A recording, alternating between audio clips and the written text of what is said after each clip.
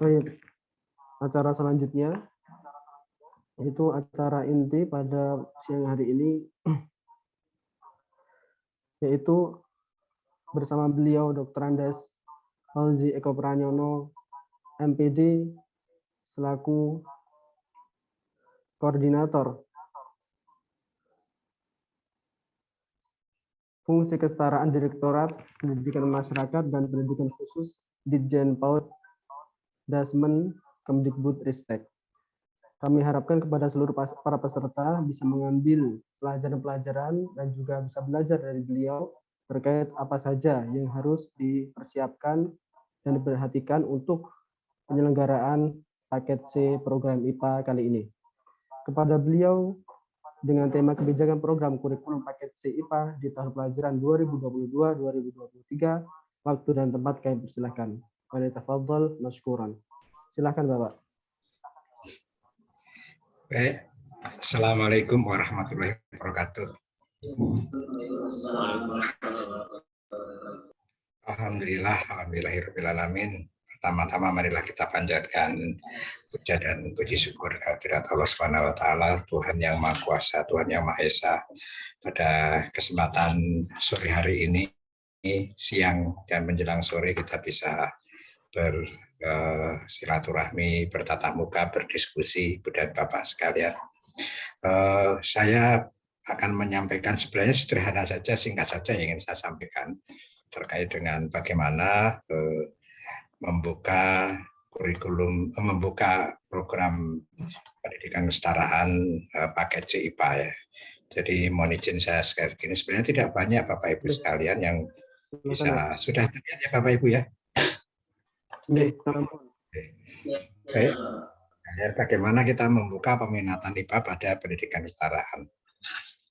Nah, yang perlu kita perhatikan adalah ilmu pengetahuan alam atau program IPA pada kurikulum 2013 dan kurikulum Merdeka Pendidikan Kesetaraan itu agak berbeda ya, agak berbeda. Nah, nanti silakan PKPM Al-Furqon itu mau memilih mana, karena pilihan ini akan menentukan arah ke depan gitu ya. Jadi mulai tahun 2022-2023 Satuan Pendidikan berdasarkan kebijakan Menteri, terutama yang tertuang di dalam Keputusan Menteri Nomor 56 tahun 2022, Satuan Pendidikan itu bisa menyelenggarakan kurikulum merdeka. Ya, ada tiga opsi. Pertama tetap menggunakan kurikulum 2013, kemudian yang kedua menggunakan kurikulum adaptasi ya, kurikulum darurat gitu ya. Kemudian yang ketiga menggunakan kurikulum merdeka. Nah, kurikulum merdeka perbedaannya dengan kurikulum 2013 itu tidak ada peminatan, ya, tidak ada peminatan. Tapi nanti ada fokus untuk mata pelajaran ilmu pengetahuan alam. Nah, nanti Bapak Ibu akan diminta ada pilihan bagaimana menggunakan kurikulum 2013 atau kurikulum merdeka. Nah, jika baru akan pertama menyelenggarakan kurikulum peminatan IPA, barangkali nanti bisa mempertimbangkan ya, ini kita serahkan ke Satuan Pendidikan. Bisa bikin peminatan IPA atau mungkin langsung kurikulum merdeka, di dalamnya nanti ada IPA. Nanti kita lihat satu persatu ya Bapak Ibu. Nah, ini struktur kurikulum paket C yang kurikulum 2013 ya, 2013. Nah, peminatan IPA itu kan ada di sini. Ini kelompok umum ya, pendidikan agama, budi pekerti, pendidikan Pancasila, kewarganegaraan, bahasa Indonesia, matematika, sejarah Indonesia, bahasa Inggris. Ini kelompok umum di paket C ya, baik tingkatan 5, tingkatan 6, ini SKK-nya beban belajarnya. Nah, kemudian di kelompok peminatan ini ada mata pelajaran matematika, biologi, fisika, kimia. Nah, ini tentunya matematikanya berbeda dengan matematika di kelompok umum. Ini matematikanya matematika IPA gitu ya, biologi, fisika. Nah, yang lain ini mata pelajaran peminatan ilmu sosial, peminatan ilmu bahasa, dan kemudian kelompok khusus. Nah, kita fokus ke sini Bapak Ibu. Prinsipnya adalah jika Satuan Pendidikan akan menyelenggarakan peminatan IPA pada kurikulum 2013, pertama kali harus termuat di dalam kurikulum operasional. Ya, pertama kali harus termuat di dalam kurikulum operasional. Tidak perlu mengajukan izin khusus, nah kecuali dinas ya, dinasnya memiliki kebijakan seperti apa. Ya, tapi ketika satuan pendidikan mengajukan kurikulum operasional ke dinas, kan harus ada persetujuan. Nah, barangkali belum ada kebiasaan yang bersifat pasif ya, tapi tentunya di Kabupaten Magelang ini sudah menjadi sebuah kebiasaan dan itu diatur di dalam regulasi. Di dalam Permen Dikbud nomor 61 tahun 2014, satuan pendidikan itu harus menyusun menetapkan kurikulum operasional, kemudian mengesahkan, dinas mengesahkan. Nah, kurikulum Merdeka itu sekarang merujuk kepada PP 57 tahun 2021. Di dalam PP juga disebutkan satuan pendidikan harus membuat kurikulum operasional. Hanya turunannya belum ada. Turunan bagaimana membuat kurikulum operasional itu belum ada. Sekarang sedang disusun Bapak Ibu sekalian. Sedang disusun dan nanti akan menjadi sebuah acuan bagaimana kurikulum operasional. Yang jelas adalah beberapa aturan yang merujuk sebelumnya, kurikulum operasional itu harus sepersetujuan dinas. Nah, ketika satuan pendidikan menyusun kurikulum operasionalnya itu di dalamnya ada peminatan IPA, nah berarti dinas harus memberikan persetujuan dan ngecek sejauh mana infrastruktur ketentuan yang dipenuhi untuk membuka jurusan IPA itu. Pertama misalnya, bagaimana ketentuan penerimaan peserta didik baru. Karena di paket C, kurikulum 2013, kan langsung mulai tingkatan 5, itu langsung peminatan IPA atau IPS. Nah, bagaimana ketentuan penerimaannya? Nah, itu juga harus ada di dalam kurikulum operasional. Harus dituangkan, gitu loh. Nah, kemudian bagaimana kesiapan tutor yang linier, gitu ya? Kesiapan tutor yang linier sesuai dengan mata pelajaran yang ada di dalam peminatan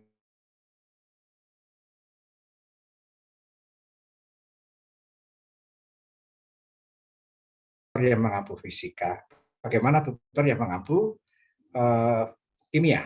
Ini harus ada kesiapannya, guru-gurunya harus ada yang linier, gitu. Yang linier. Nah, yang berikutnya adalah kesiapan infrastruktur, ya, laboratoriumnya dan peralatan, gitu kan.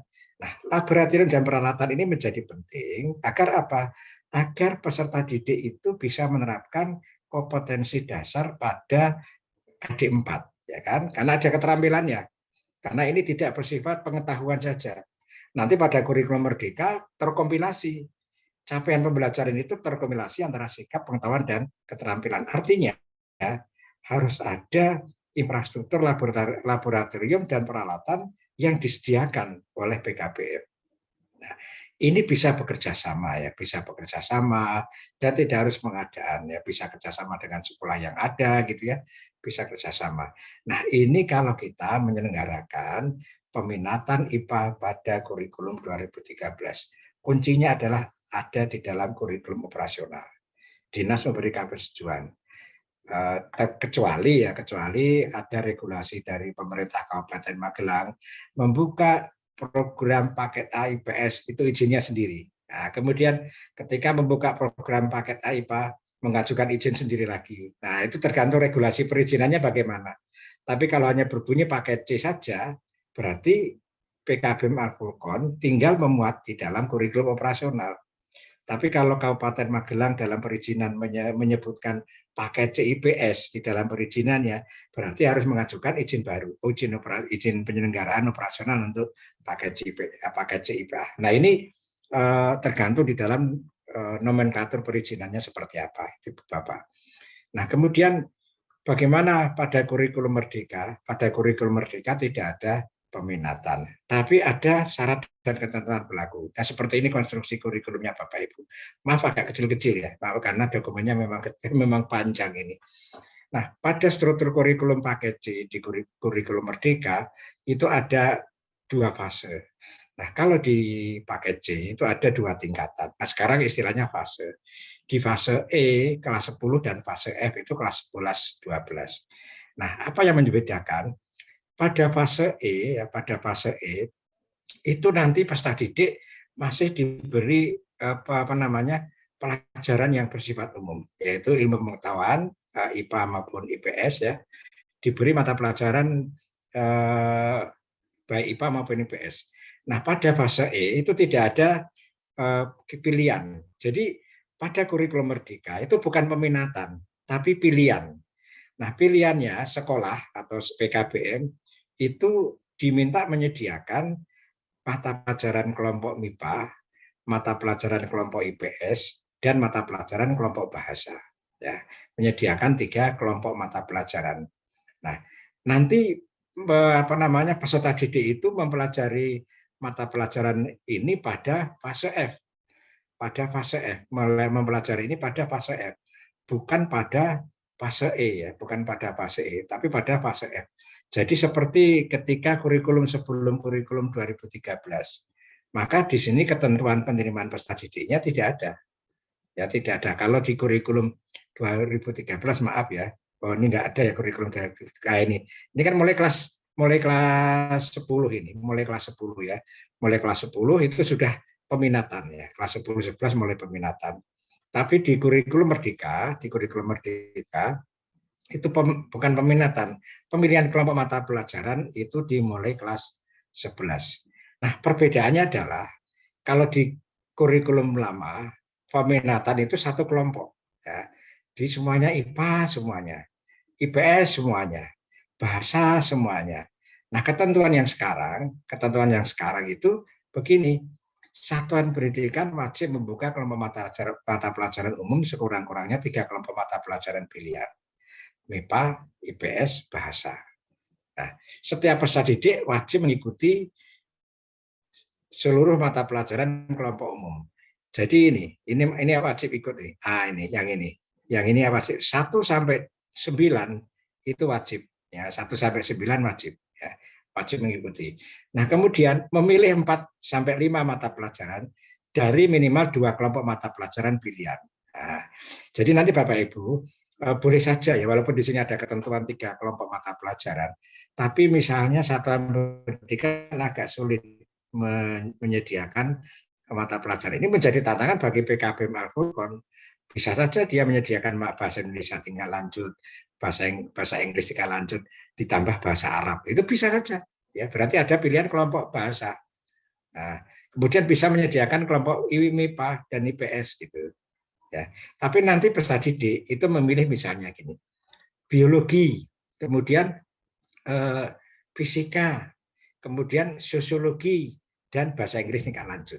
Nah, begitu Bapak Ibu besok ya. Bukan besok, kurikulum Merdeka. Nah, ini tergantung peserta didik. Sehingga apa? Implikasinya pada kurikulum Merdeka tidak ada lagi peminatan, tapi peserta didik memilih 4 sampai 5 mata pelajaran ini, memilih 4 sampai 5 mata pelajaran dari 2 kelompok mata pelajaran. Nah, kemudian mata pelajaran pilihan maksimal pilihan diambil dari 1 kelompok mata pelajaran pilihan adalah 3 mata pelajaran. Jadi begini Bapak Ibu, ya, jadi dia memilih 2 ya, maaf bukan 3, hanya memilih 2. Jadi dia memilih 3, ya, memilih 3. Misalnya memilih dia fokusnya ke MIPA, biologi, kimia, fisika misalnya. Nah, kemudian ditambah ekonomi begitu, atau sosiologi, ekonomi, geografi, ditambah informatika begitu ya. Misalnya dia akan fokus ke bahasa Indonesia, bahasa Inggris, Korea, Arab misalnya, bahasa Indonesia, bahasa Inggris, bahasa Arab. Ini kan 3. Kemudian ditambah sosiologi. Nah, begitu Bapak Ibu. Jadi memilih 4 sampai 5. Tapi maksimal 1 mata pelajaran pilihan diambil 1 kelompok adalah 3. Ya 3 ya, maksimal 3. Gitu ya Bapak Ibu sekalian. Saya kira itu yang bisa saya sampaikan Bapak Ibu sekalian. Nah, sekarang kita kembalikan ke PKBM Al-Furqon. Mau tetap menggunakan kurikulum 13 atau menuju kurikulum Merdeka. Nah, tentunya kalau menggunakan kurikulum 13, ini usianya sudah hampir habis gitu ya. Usianya sudah hampir habis karena sudah akan berganti. Dan nanti ditargetkan semua satuan pendidikan pada tahun 2024-2025 ya, pada tahun pelajaran 2024-2025 kita sudah semuanya akan menggunakan kurikulum baru. apakah kurikulum merdeka yang disempurnakan atau apa namanya, tapi diharapkan memang nanti semuanya kembali ke kurikulum merdeka. Saya kira itu Bapak Ibu sekalian, kalau ada kekurangan mohon maaf, sangat sederhana yang saya sampaikan sebenarnya. Tapi saya akan justru memberikan pilihan kepada para Pak Ustadz ini. Terima kasih Pak Ustadz, Pak Kiai. Terima kasih. Assalamualaikum warahmatullahi wabarakatuh. Masya Allah. Terima kasih banyak atas pemaparan yang sudah disampaikan, sangat jelas dan juga poinnya sangat ramping sehingga kita tidak terlalu kebingungan tentang apa itu kurikulum merdeka, apa itu kurikulum K13. Baik. Kemudian kami ingin dari para peserta mengajukan pertanyaan apa yang kurang jelas atau sesuatu yang masih abu-abu di antara para peserta untuk ditanyakan kepada beliau. Alhamdulillah kita sudah di tengah-tengahnya beliau yang paham akan kurikulum PKBM ini. Silahkan pada seluruh para peserta untuk berpartisipasi.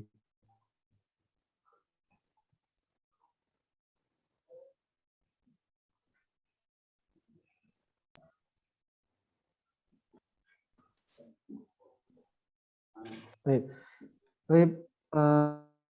Dari Ustaz Solihin ada pertanyaan. Silakan Ustaz. Dan saya bareng mengatur Pak Fauzi sudah atas bukan dan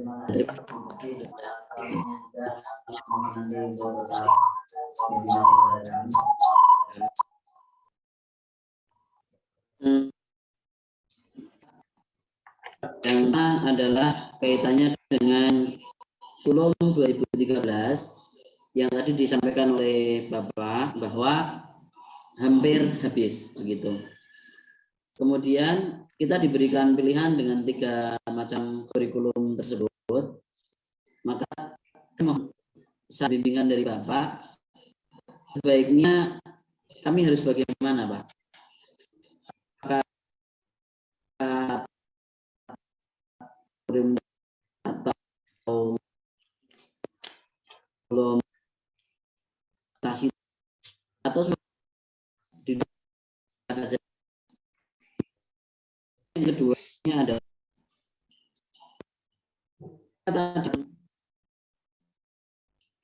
Suaranya terputus-putus ya Pak Ustadz.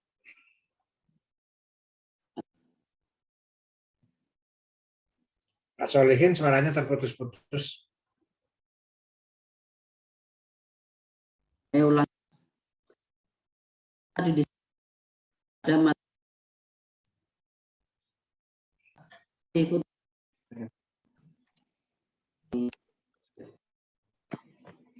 kami ulangi Pak. Ya, saya sekarang jelas. Ketika kami nanti menggunakan kurikulum merdeka, kemudian di situ diwajibkan untuk memilih 4-5 mata pelajaran wajib dan pilihan tadi. Ya 1-9 adalah wajib. Kemudian memilih 4-5. Maka nanti untuk rapotnya apakah ada regulasi khusus ataukah itu nanti menjadi wewenang dari satuan lembaganya, Pak? Dan bagaimana nanti untuk ijazahnya? Berarti nanti kami menunggu regulasi selanjutnya, Anjir. Kemudian yang ketiga, syarat untuk kita bisa mengimplementasikan kurikulum merdeka itu apa syaratnya, Pak? Dari lembaga yang bersangkutan. Karena kami pernah mendengar bahwa kurikulum ini bisa dilaksanakan bagi lembaga yang telah melaksanakan sebagai sekolah penggerak begitu. Temuan Pak, 3 pertanyaan. Terima kasih. Oke, baik. Ibu dan Pak Solihin, Pak Ibu dan Pak Solihin. Jadi terkait dengan kurikulum merdeka dan sekolah penggerak. Jadi memang benar kurikulum merdeka itu dulu disebut dengan kurikulum prototipe.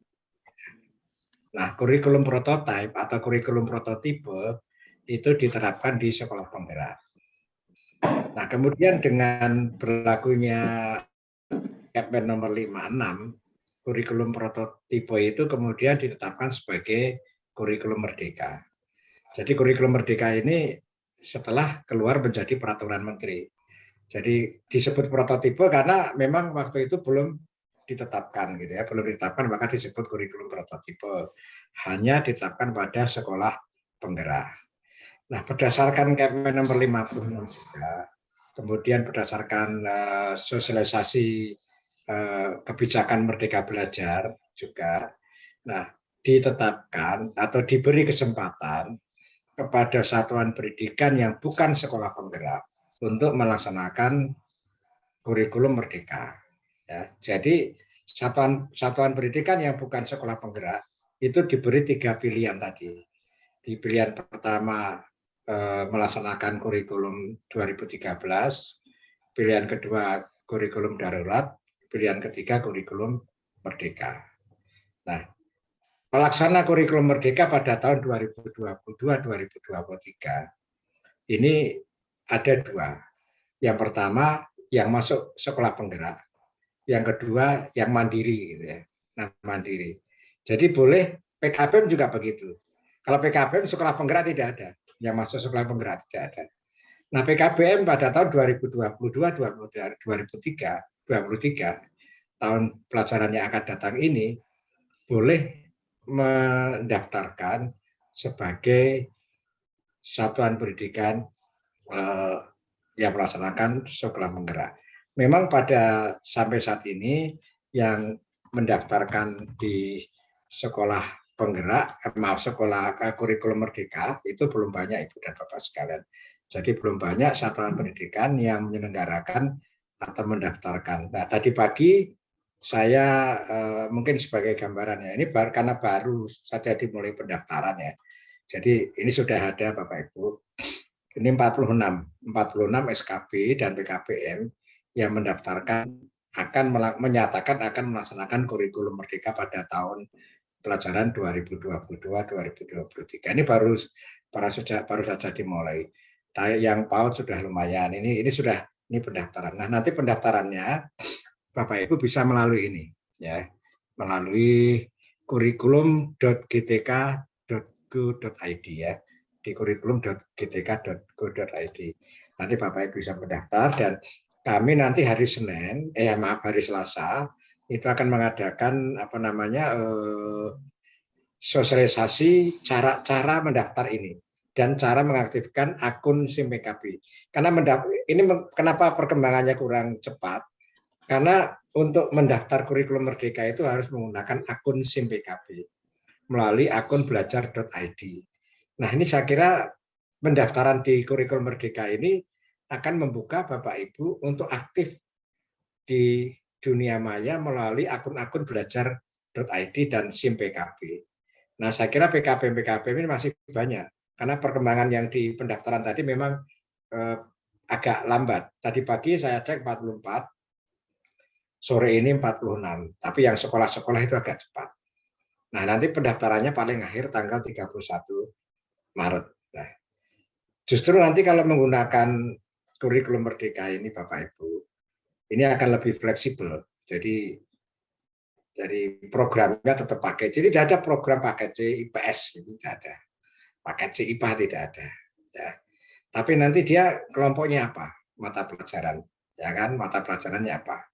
Nah, oleh karena itulah nanti di dalam pengorganisasian pembelajaran, PKBM itu menawarkan, saya memiliki tutor, saya memiliki mata pelajaran, fisika, biologi, kimia, dan IPS misalnya.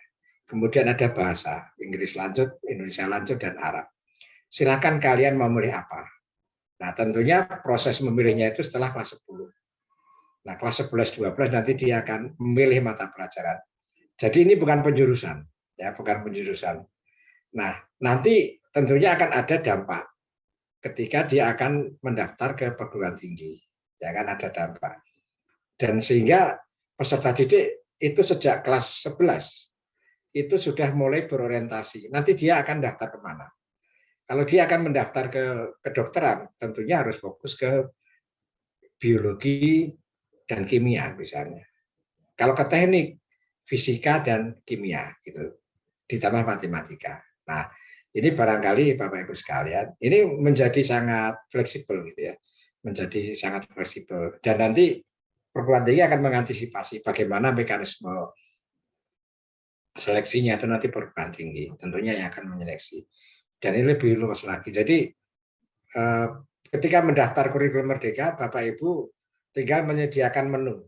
Ya, menunya menu pelajaran kelompok IPA gitu ya, menu pelajaran kelompok IPA. Tapi ketika Bapak Ibu menggunakan kurikulum 2013, Bapak Ibu menyediakan peminatan. Kan beda ini. Menyediakan peminatan. Jadi nanti ada rombel khusus ya. Jadi prinsipnya itu nanti di rombel. Jadi ketika menggunakan kurikulum 13, Bapak Ibu akan dibukakan rombel IPA, gitu kan? Akan dibukakan rombel IPA. Kalau akan mengadakan IPA gitu. Tapi di kurikulum Merdeka nanti bukan rombelnya satu, tapi peserta didik itu akan memiliki pilihan mata pelajaran yang sesuai dengan bakat dan minatnya. Nah, terkait nanti ijazah, tentunya ijazah itu akan menyesuaikan dengan struktur kurikulum. Nah, barangkali nanti mengenai rapot ya, saya belum bisa menyampaikan secara detail karena kita sedang membahas, belum final ya, belum final. Tapi ada apa namanya keinginan kuat nanti rapornya itu kita tidak akan berbeda dengan rapor sekolah. Kalau yang rapor pendidikan setara kan per modul gitu ya, per modul, nilainya per modul, tidak ada ujian semester. Nah, ini nanti akan mirip-mirip dengan sekolah. Jadi kenapa? Karena di keputusan Menteri 56 itu sudah keluar ketentuan apa yang disebut modul ajar, apa yang disebut perangkat ajar. Di sana dinyatakan bahwa pendidik itu bebas menggunakan bahan ajar, menggunakan modul ajar, bahkan menyusun sendiri boleh. Nah, kalau sekarang dalam kurikulum 13, kita kan menyediakan, direktorat menyediakan, ada modul-modul yang disediakan oleh direktorat, Bapak Ibu tinggal menggunakan. Nah, pada kurikulum Merdeka, itu boleh menggunakan modul yang ada di direktorat, ditambah sumber-sumber belajar yang tersedia di dunia maya, mau pakai YouTube, mau pakai media digital lainnya, atau mungkin menggunakan buku-buku sumber lainnya itu boleh. Begitu Pak Ustadz, Pak Solihin.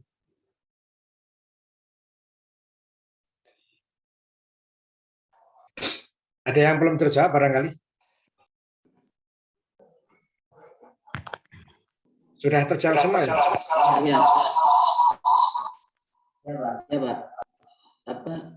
Kalau ini Pak, seandainya nanti ini kan kurikulum Merdeka memilih mata pelajaran ini kan anak nanti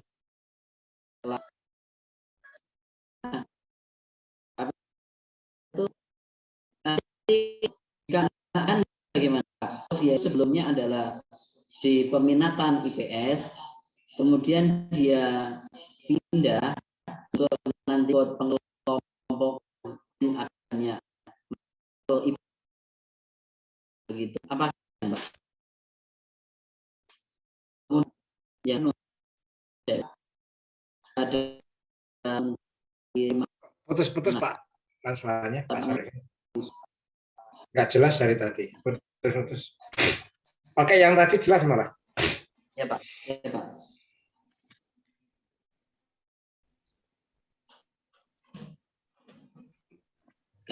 Kami ulangi Pak. Ya. Yang pertama adalah bagaimana ketika nanti ada pindahan Pak dari peminatan IPS, kemudian dia mau ke IPA atau ke pemilihan mata pelajaran IPA. bagaimana solusinya? Itu yang pertama, Pak.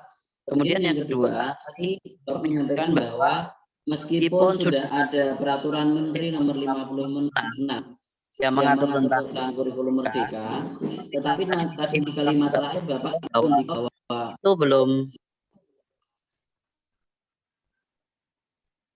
itu belum final begitu. Nah, maka kami butuh arahan dari Bapak, apakah kami sebaiknya segera mendaftarkan PKBM Al-Furqan ini, segera mendaftarkan untuk bisa ikut di dalam mengimplementasikan kurikulum merdeka, ataukah bagaimana, Pak? Matur nuwun. Ya. Baik, yang pertama, kalau peserta didik itu sudah di satuan asal itu peminatan paket C IPS, ya sebaiknya jangan pindah ke IPA, karena nanti kan mata pelajaran rapotnya yang sudah ditempuh di tempat asal kan tidak sesuai dengan rapot yang baru begitu. Jadi itu ibaratnya dia berganti kurikulum di tengah jalan. Jadi kemarin kurikulumnya peminatan paket C IPS atau SMA IPS, kemudian pindah ke paket C IPA. Walaupun dari SMA IPS kemudian ke paket C IPA itu tidak bisa. Kalau kecuali dia mengulang mata pelajaran IPA pada kelas awal. Kan dia pindah. Pindah itu kan berarti sudah ada kurikulum yang dijalani. Nah, kalau pindah itu ya harus sesuai jurusan, sesuai peminatan. Seperti orang pindah jurusan di antar kampus kan nggak bisa pindah jurusan. Begitu juga misalnya ada pindahan dari SMK. Dari SMK pariwisata pindah ke teknik kan nggak bisa. Kan harus pindahnya sesama jurusan SMK. Gitu Pak ya. Ini juga sama analoginya. Jadi pindah dari SMA atau paket C IPS, kemudian pindah ke paket C IPA itu bisa, tapi dia harus mengulang pelajaran. Mau enggak gitu kan? Mengulang pelajaran yang mata pelajaran belum ditempuh. Tidak bisa lanjut. Kan kurikulumnya berbeda. Ini yang pertama. Nah, yang disebut tadi bukan peraturan menteri, tapi keputusan menteri ya. Keputusan menteri bukan tentang kurikulum merdeka, tapi tentang pemulihan pembelajaran. Pemulihan pembelajaran di dalam pasca pandemi. Nah, diantaranya menuangkan adanya kurikulum merdeka. Ada pilihan gitu ya. Nah, kalau saya memberi saran ya, silakan langsung kurikulum merdeka saja. Karena ini akan menjadi tren ke depan gitu. Karena kalau mau membuka baru kemudian mulai kurikulum lama itu nanti kan sudah hampir selesai. Artinya kalau Bapak membuka program peminatan IPA, ya, berarti kan harus semuanya mata pelajaran itu harus disiapkan, ya kan? Walaupun yang untuk membuka kurikulum merdeka dengan kelompok IPA juga harus menyiapkan mata pelajaran, menyiapkan semuanya. Tapi gerakannya ini akan lebih enak kalau kita langsung menggunakan kurikulum merdeka. Nah, nanti hari Selasa pukul 10 bisa mengikuti bagaimana tata caranya mendaftar. Kalau sudah punya akun SIMPKB, hari ini mendaftar silakan. Nanti di pendaftaran itu kan ada 3 pilihan. Jadi pertama itu Bapak Ibu juga diberikan 3 pilihan. Menggunakan kurikulum 13, pilihan pertama. Pilihan kedua kurikulum darurat. Pilihan ketiga kurikulum merdeka.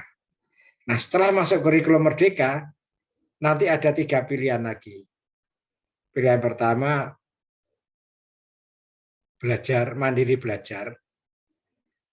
Mandiri menggunakan kurikulum. Jadi Bapak Ibu menggunakan kurikulum merdeka itu disebut dengan menggunakan kurikulum secara mandiri. Ya, secara mandiri. Artinya bukan masuk skema sekolah penggerak. Ya, ini namanya menggunakan kurikulum merdeka secara mandiri. Karena kenapa disebut secara skema? Ya, jadi walaupun kabupaten itu tidak menjadi piloting sekolah penggerak, Bapak Ibu boleh melaksanakan atau mengimplementasikan kurikulum merdeka. Misalnya Kabupaten Magelang menjadi piloting sekolah merdeka. Sekolah itu tidak masuk sekolah penggerak laksanakan kurikulum merdeka. Nah, ketika memilih kurikulum merdeka, nanti ada 3 pilihan lagi. Karena kita mandiri ya, 1 mandiri belajar. Nah, mandiri belajar itu nanti Mohon maaf, akan Pak. perangkat aja. Suaranya putus. Ya, masih putus suara saya. Halo? Pak, sudah jelas. Ya. Jadi menggunakan kurikulum merdeka itu nanti secara mandiri ada 3. Mandiri belajar itu nanti semua perangkat, modul dan seterusnya itu disediakan mulai dari personal. Dan yang kedua, mandiri ya disediakan tapi akan dirubah sedikit-sedikit. Yang terakhir, mandiri berbagi. Nah, mandiri berbagi ini sudah mulai mengembangkan, kemudian berbagi kepada satuan pendidikan lainnya. Nah, jadi ketika memilih implementasi kurikulum merdeka itu ada 3 kategori lagi. Nah, bisa dulu mulai yang pertama, menggunakan contoh-contoh yang sudah dibuat oleh kementerian gitu. Karena nanti kurikulum merdeka itu akan memberikan keleluasaan satuan pendidikan untuk mengembangkan. Nah, monggo silakan mau pakai yang mana. Kalau saran saya ya langsung saja ke kurikulum merdeka. Karena apa? Karena itu akan dituju gitu. Karena itu yang akan dilaksanakan. Kalau menggunakan kurikulum lama, bang itu mau ditinggal kok. Gitu Pak Solihin. Terima kasih, Pak.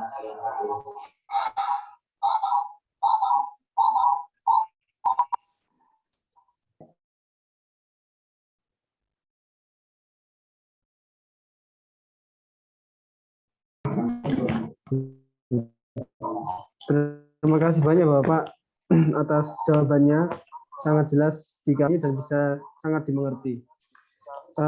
Kemudian mungkin dari Ustadz dan Ustadzah yang lain ingin mengajukan pertanyaan, silahkan. Tafadhol, Ustadz dan Ustadzah.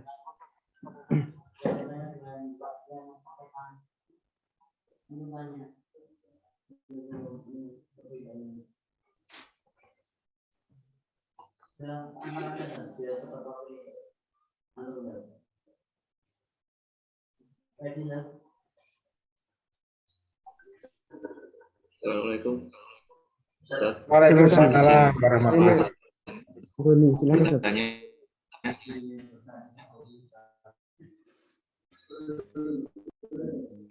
Izin bertanya Pak Fauzi. Ya. Terutama tadi yang telah disampaikan terkait dengan kurikulum merdeka, terkait dengan paket A, apakah juga mengikuti apa yang menjadi pilihan terkait dengan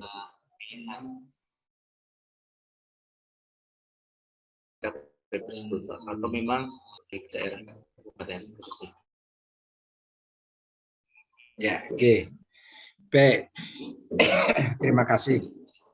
Jadi inilah bedanya antara PKBM dengan SD, SMP, dan SMA. Ini bedanya itu. Karena kalau SD itu hanya 1 jenjang, SMA 1 jenjang. Nah, sedangkan PKBM, ketika PKBM itu menyatakan mengikuti kurikulum merdeka secara mandiri, jadi mendaftar IKM namanya. IKM itu implementasi kurikulum merdeka secara mandiri. Ya. Bukan IKN ya, kalau IKN itu ibu kota negara yang baru, IKN. IKM itu implementasi kurikulum merdeka secara mandiri. Nah, karena PKBM itu merupakan satu satuan pendidikan, maka yang melaksanakan kurikulum merdeka itu ya paket A, paket B, paket C. Hampir sama dengan paket C ya. Tapi memang kalau di paket A itu kan tidak ada mata pelajaran bukan peminatan seperti penjurusan kalau di kurikulum lama ya. Nah, mungkin akan lebih jelas kalau saya pertama nanti akan saya bagikan di chat atau nanti saya kirim ke Pak Solihin ya, ke Pak Solihin terkait dengan kurikulum ini, kurikulum Merdeka. Tapi akan saya perlihatkan Bapak Ibu di paket A tadi yang ditanyakan ya. Saya perlihatkan struktur kurikulumnya gitu. Nah, ini struktur kurikulum berdasarkan keputusan Mendikbud-Ristek nomor 56. Ini struktur kurikulum program paket. Nah, ini nanti kalau dicari di halamannya agak ke belakangnya. Kita mulai 54 ya. Kita mulai 54, ini ada di halaman 56. Yang halaman depan itu mengenai sekolah. Ini kita di agak belakang. Tapi belum belakang banget ya, agak tengah-tengah ini. Nah, ini struktur kurikulum program paket A. Paket A itu ada 3 fase. Fase A, fase B, fase C. A1, 3, kelas 3, 4, kelas 5, 6. Nah, kemudian perbedaannya pada ini. Di paket A itu tidak ada mata pelajaran IPA IPS, tapi IPAS, ilmu pengetahuan alam dan sosial. Jadi 1. Ya, kemudian PJOK seni budaya ditarik ke sini. Kalau kurikulum 2013 paket A kan tidak ada seni budaya PJOK di sini, adanya di keterampilan. Nah, kemudian bahasa Inggris ada di paket C, di paket A. Kalau kemarin kan tidak ada. Nah, ini mulai diberikan tambahan. Terus ada mata pelajaran muatan lokal. Nah, itu Ibu dan Bapak sekalian yang bisa saya jelaskan untuk paket A ya. Ya, di paket B, IPA IPS-nya sudah terpisah lagi. Kalau di paket A kan jadi 1 ini, IPAS, ilmu pengetahuan dan alam dan sosial.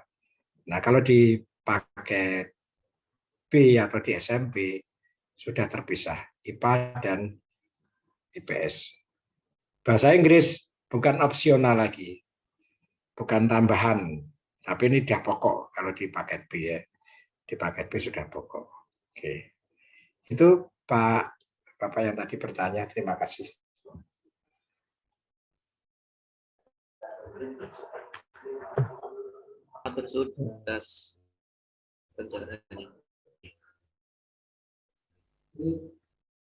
Atas jawabannya dari Ustadz dan Ustadzah, silakan yang ingin bertanya.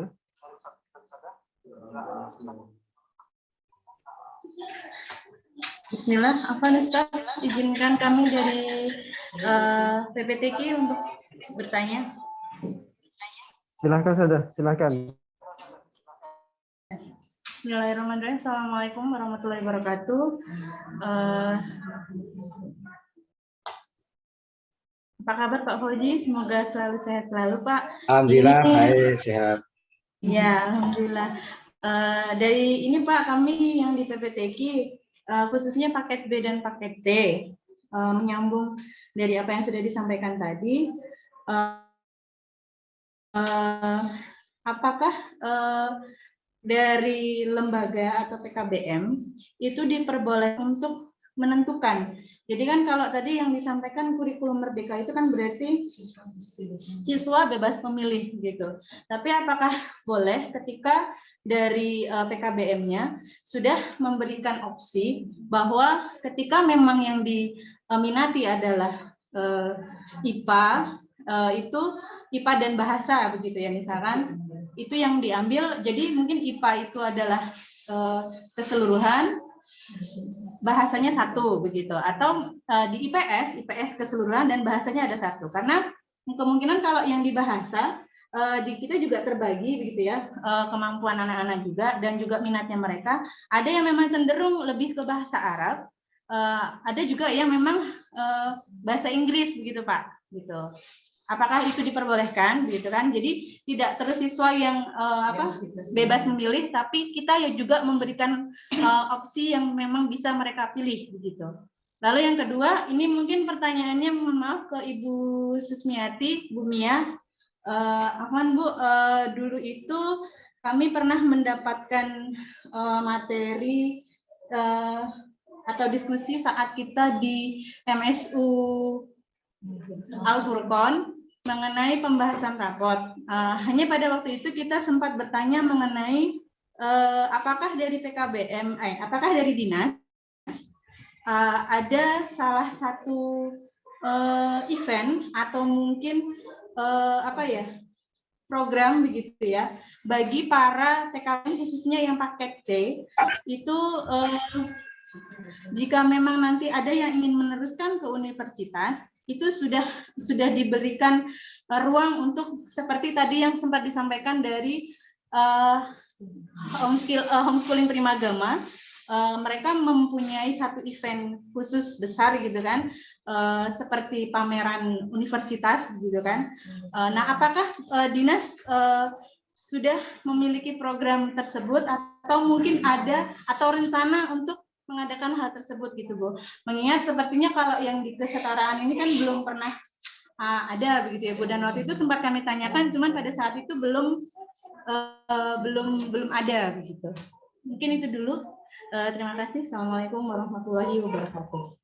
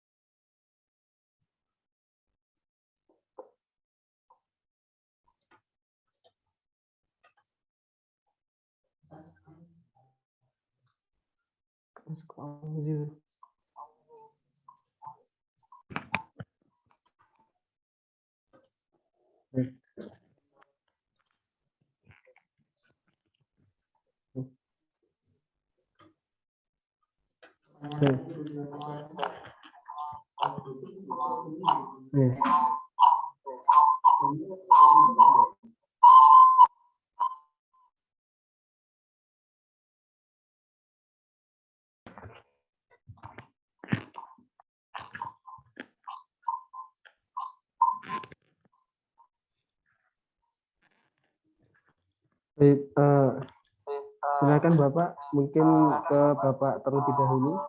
Terima kasih banyak Bapak.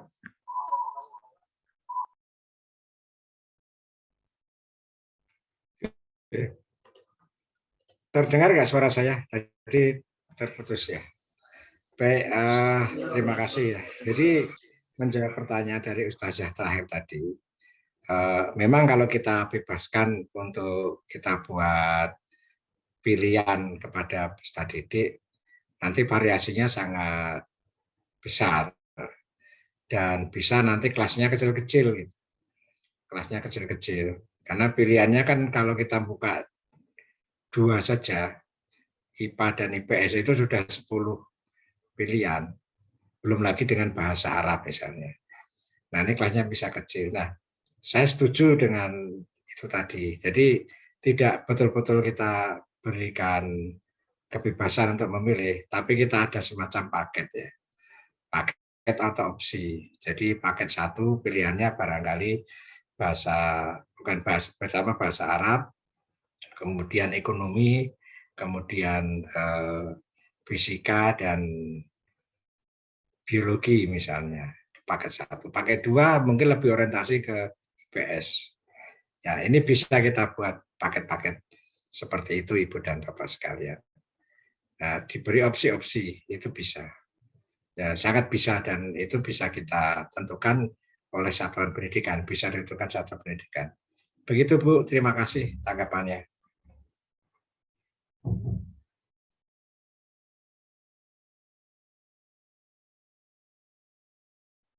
Atas jawabannya untuk pertanyaan dari Ustazah tadi. Kemudian mungkin kita ke Ibu Mia. Silakan Ibu. Kami harapkan tanggapannya dari Ibu. Terima kasih.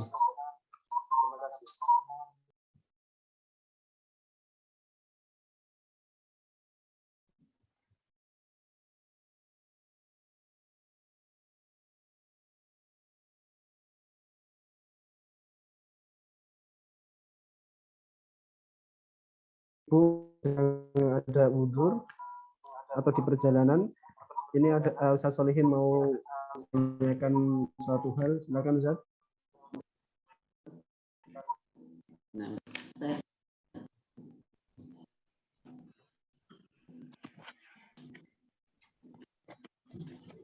Terima kasih. Melanjutkan pertanyaan kembali. Ketika kita menggunakan kurikulum merdeka untuk anak-anak yang berkebutuhan khusus, Pak. Bagaimana solusi tentang hal tersebut? Karena ada masyarakat kurang lebih 15 anak yang menyampaikan kepada PKBM Al-Furqon bahwa anak-anak mereka ini tidak diterima di SD pada umumnya karena mereka kurang, tetapi mereka tidak bisa diterima di SLB karena mereka terlalu pintar. Nah, kemudian mereka harapannya adalah ke PKBM dan mereka mendatangi ke kami, maka kami juga belum mengetahui regulasinya seperti apa kaitannya dengan kurikulum merdeka ini, Pak. Mungkin agak keluar dari tadi yang jurusan IPA dan IPS. Ini adalah untuk anak-anak yang membutuhkan pelayanan lebih daripada yang lainnya, terutama kaitannya dengan capaian akademiknya dan sampai nanti pada ujian akhirnya, Pak. Terima kasih. Ya, baik, terima kasih ya. Jadi begini, sebenarnya sekolah itu tidak boleh menerima anak berkebutuhan khusus di luar hambatan intelektual, ya, di luar hambatan intelektual. Tapi kalau berkebutuhan khusus masuk kategori hambatan intelektual, memang itu harus sekolah di SLB, itu harus sekolah di SLB. Nah, sehingga kita bisa membedakan disabilitas itu ada dua kategori, mampu didik dan mampu latih. Kalau masih bisa mampu didik itu masuk sekolah biasa bisa. Dan itulah program yang kita sebut dengan pendidikan inklusif. Nah, pendidikan inklusif itu bisa menerima peserta didik yang disabilitas. Tidak boleh menolak itu. Sebenarnya tidak boleh menolak. Dan kalau menolak itu ada undang-undangnya, ada peraturannya. Nah, itu kewajiban, apalagi sekolah negeri ya. Sekolah negeri tidak boleh menolak disabilitas. Nah, kalau mampu latih, itu memang sekolah biasa tidak bisa melakukan pendampingan. Di mampu latih itu yang disebut harus masuk ke SLB. Ya, harus masuk ke SLB. Nah, kalau mampu latih itu kita paksakan masuk ke sekolah biasa, nah nanti repot mendampingi gitu loh. Karena mampu latih itu melatih bagaimana anak-anak itu yang penting bisa ngurusi dirinya sendiri. Belum kemampuan akademiknya gitu ya, belum kemampuan akademiknya. Kalau yang mampu didik bisa, hanya memang nanti pencapaian pembelajarannya yang agak lambat tadi dengan yang normal kan berbeda, berbeda. Ini wajar. Jangankan anak yang disabilitas, yang normal saja kan pencapaian belajarnya berbeda-beda. Ya, pencapaian belajarnya berbeda. Nah, ini kita tidak boleh menolak sebenarnya. Tidak boleh menolak anak berkebutuhan khusus. Kalau sekarang kita menggunakan istilah disabilitas ya. Tidak boleh menerima. Nah, ini kewajiban satuan pendidikan. Nah, kalau sekolah formal menolak ya mari. Ini PKBM, mari kita tampung mereka gitu loh. Menjadi ladang amal ibadah kita semuanya. Itu kan menampung mereka itu kan. Makanya anggota Dewan Provinsi itu nggak pernah Pak menolak anggaran-anggaran untuk SLB. Karena yakin itu akan menjadi amal jariah. Karena apa? Memberikan kemudahan bagi saudara-saudara kita yang memang membutuhkan pertolongan ya. Jadi kalau sekolah menolak itu ya dia membuka pintu amal itu. Kalau sekolah menolak itu pintu amalnya ketutup itu, nggak akan dapat tambahan. Nah, alhamdulillah kalau PKB Al-Furqon itu nanti menerima dari teman-teman yang berkebutuhan khusus sehingga nanti bisa mendapat label PKB Al-Furqon adalah PKB yang menerapkan pendidikan inklusif. Itu Pak. Terima kasih. Assalamualaikum warahmatullahi wabarakatuh. Waalaikumsalam warahmatullahi wabarakatuh. Masya Allah, terima kasih banyak Bapak atas arahannya yang sangat jelas, Masya Allah. Kemudian dari peserta yang lain mungkin ada yang bertanya terlebih dahulu. Mungkin cukup. Oke. Terima kasih. Jika tidak ada pertanyaan, silakan Bapak, mungkin ada tambahan dari Bapak Fauzi. Waktu dan tempat kami persilakan Bapak. Baik, saya kira kalau tidak ada pertanyaan lagi ya Bapak Ibu sekalian. Jadi terkait dengan bagaimana pembukaan program IPA itu sebenarnya sederhana sekali seperti yang tadi saya sampaikan ya. Jadi Bapak Ibu pertama pilih dulu nih. Pilih dulu akan menggunakan kurikulum lama, kurikulum 2013 atau kurikulum Merdeka ya, kurikulum Merdeka. Nah, ketika menggunakan kurikulum Merdeka nanti berarti Bapak Ibu membuat opsi-opsi pilihan-pilihan terkait dengan implementasi pembelajaran yang orientasinya ke IPA. Ya, sehingga nanti tidak ada lagi penjurusan, tidak ada lagi peminatan. Ya, nah ini barangkali yang Bapak Ibu sekarang di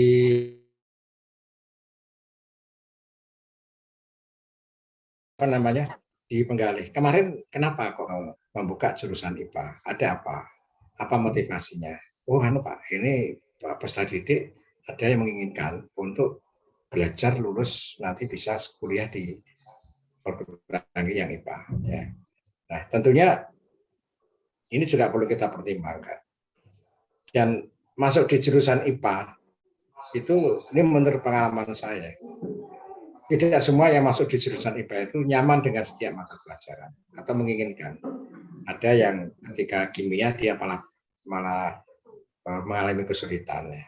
Tapi dengan pelajaran fisika, matematika dia senang. Sehingga ketika nanti di kurikulum Merdeka menjadi pilihan, ini akan menjadi apa namanya luar biasa. Peserta didik itu akan terfasilitasi kebutuhan-kebutuhannya dan tentunya diarahkan oleh gurunya gitu. Kenapa pilih ini, nanti arahnya kemana gitu. Nanti gurunya itu harus memberikan pengarahan. Nah, ini yang sudah Bapak sekalian harus ditetapkan mau nanti pilih yang mana gitu ya. Apakah K13 ataukah kurikulum Merdeka. Nah, silakan dipenggalih mana yang mau dipertimbangkan. Nah, dari kedua-duanya ini berarti Bapak Ibu kan harus menyiapkan gurunya ya. Kalau mau pilih yang kurikulum 13 juga menyiapkan guru, pilih kurikulum Merdeka juga menyiapkan guru. Juga infrastrukturnya gitu kan, infrastrukturnya bisa kerjasama, bisa menggunakan peralatan yang disediakan oleh yayasan. Saya kira itu, terima kasih. Kalau ada kekurangan saya mohon maaf. Assalamualaikum warahmatullahi wabarakatuh. Warahmatullahi wabarakatuh. Baik, alhamdulillah. Mungkin sebelum kita tutup ada arahan atau tambahan dari Ibu Kabid Dikmas Kabupaten Magelang. Silakan Ibu.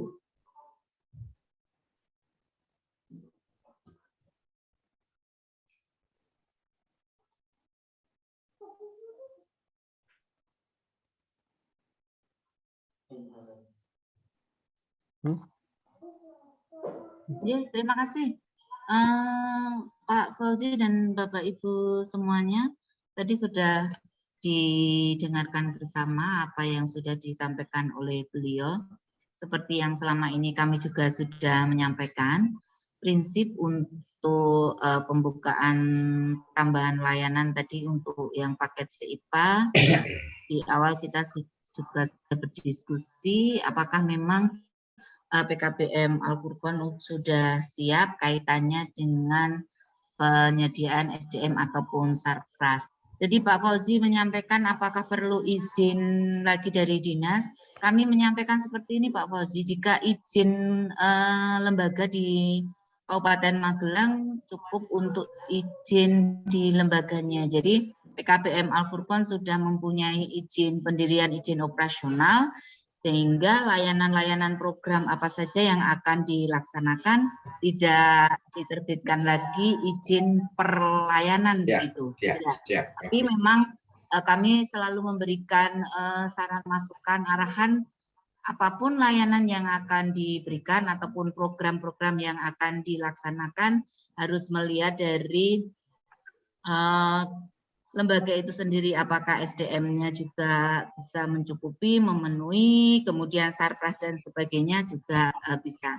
Kemudian tadi ada hal yang menarik yang juga dibahas kaitannya dengan inklusi. Kami juga sudah memberikan saran, arahan bahwa jika satuan pendidikan, baik itu PAUD, SD, SMP, ataupun bahkan PKBM akan menerima untuk teman-teman yang penyandang disabilitas, kita harus melihat memang ada persyaratan di kami, ada rekomendasi dari ahli, begitu Pak Fauzi. Jadi kalau dari ahli itu menyampaikan bahwa bisa untuk mengikuti di satuan pendidikan, tidak di SLB, begitu silahkan kalau kita akan memberikan layanan. Jadi tidak dipaksakan, karena memang tadi Pak Fauzi juga menyampaikan ada dua batasan apakah memang bisa dilaksanakan di sekolah atau satuan pendidikan inklusi atau harus masuk ke SLB. Kami kemarin juga sudah menyampaikan karena di Dinas Pendidikan seperti itu juga.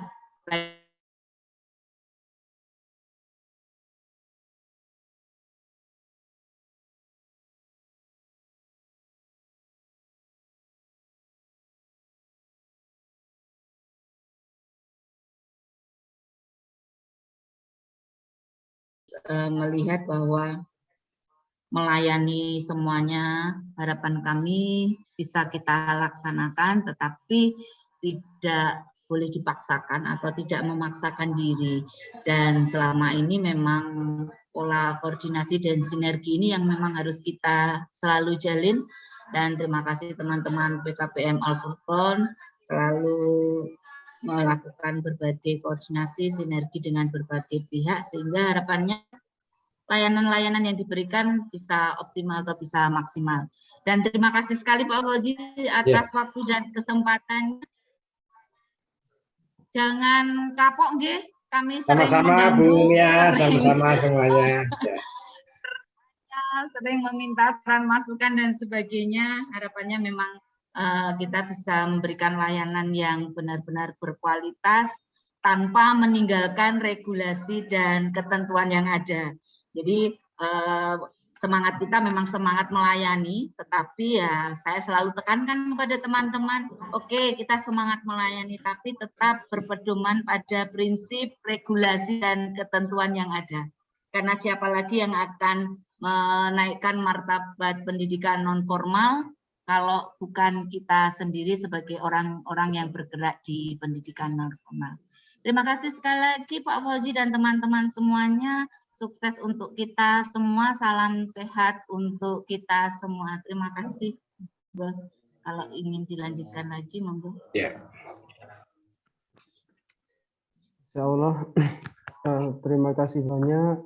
Kami aturkan kepada Ibu Kabid, Ibu kita, Ibu Susmiati Jiwaningrum, dan Bapak kami, Bapak Fauzi Eko Pranyono. Semoga Allah SWT melindungi Anda berdua. Dan mohon maaf Bapak, Ibu, kalau ada salah kata atau penyampaian dalam pertanyaan kami, ada yang keliru atau kurang tepat, mohon dimaafkan. Kemudian mungkin sebelum kita tutup, ada tambahan dari Ketua PKBM kita, Ustaz Solihin. Tafadhol Ustaz.